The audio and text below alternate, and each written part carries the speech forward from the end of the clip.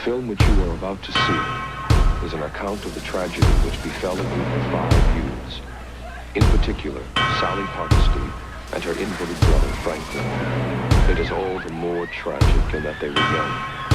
But had they lived very, very long lives, they could not have expected, nor would they have wished to see as much of the mad and macabre as they were to see that day. For them, an idyllic summer afternoon drive became a nightmare. The events of that day were to lead to the discovery of one of the most bizarre crimes in the annals of American history, the Texas Chainsaw Massacre.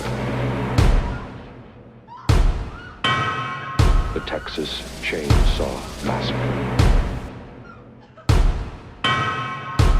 The Texas Chainsaw Massacre. The Texas Chainsaw Massacre.